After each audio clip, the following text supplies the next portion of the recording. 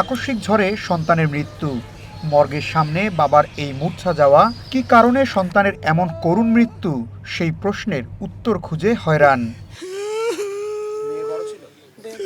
মাছ ব্যবসায়ী বিল্লাল হোসেন বলছেন, বুধবার ইফতারের পর ছেলে মেয়ে চটপটি খেতে নেমেছিল, তখনই শুনতে পান সিয়াম নামে এক যুবক কুপিয়েছে নবম শ্রেণী পড়ুয়া তার মেয়েকে।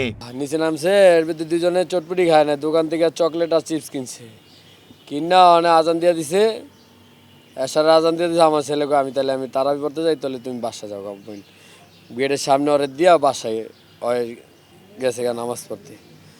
এই কতক্ষণ পরে নিচেতে হুনি ডাক চিৎকার, কি হয়েছে আহে, আমি জিজ্ঞেস আমার মেয়ে আহে না, হে কয় না, আয় নিচে নামে চাই দিয়ে আমার মেয়ের এরকম করে উঠেছে গো ভাইয়া। বখাটে এই যুবকের হাত থেকে রক্ষা পেতে মেয়ের স্কুল ও বাসাও বদল করেছিলেন, কিন্তু শেষ রক্ষা হলো না। মেয়ে আর ছেলে 2 বছর আগে এক জায়গায় পড়ালেখা করতো, তো মেয়েকে ডিস্টার্ব করতো ছেলে, এই জন্য স্কুল চেঞ্জ করে মেয়েকে অন্য স্কুলে নেওয়া হয়েছে। পরে ছেলে আবার ডিস্টার্ব করা শুরু করছে, পরে ওর বাবারে জানানো হয়েছে। সিসিটিভির ফুটেজে দেখা যায় বুধবার রাতে বিন্তিকে সিয়ামের সাথে কথা বলতে, এক পর্যায়ে সিয়াম চাকু দিয়ে কুপিয়ে আহত করে বিন্তিকে। আরেকটি ভিডিওতে সিয়ামকে দেখা যায় তিনি নিজের গেঞ্জি দিয়ে চাকু পরিষ্কার করছেন। রক্তমাখা সেই গেঞ্জি, প্যান্ট ও চাকু উদ্ধার করেছে পুলিশ। গ্রেপ্তার করা হয়েছে হত্যায় অভিযুক্ত সিয়ামকে।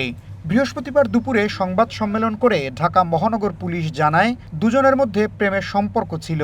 বিন্তির অন্য কারোর সাথে সম্পর্ক হয়েছে সন্দেহে তাকে ছুরি দিয়ে কুপিয়ে হত্যা করে সিয়াম। প্ল্যান ছিল তার মাঝখানে, হয়তো সে মনে করতেছিল কথা বলি দেখি, যদি মনে হয় যে না আর যে ছেলেটার সাথে তার সম্পর্ক বলে মনে হচ্ছে, তা সে সন্দেহ করতেছিল, এটা যদি সে ক্লিয়ার হয় বা সে কনভিন্সড হয়, তাহলে হয়তো কোনো কিছু করবে না। কিন্তু যখন সে দেখছে যে আসলে তখন তাকে খুব বেশি পাত্তা দিচ্ছে না, বা শেষ মুহূর্তে হয়তো তাকে এড়ায় যাওয়ার চেষ্টা করছে, না ঠিক আছে আমি তোমার সাথে কথা বলবো না, তখন কিন্তু সে এই কাজটা করে ফেলে। পুলিশ বলছে, মেয়ে হত্যার অভিযোগে হাজারীবাগ থানায় মামলা করেছেন বিন্তির বাবা। এ ঘটনায় আরও কেউ জড়িত আছে কিনা তাও খতিয়ে দেখা হচ্ছে।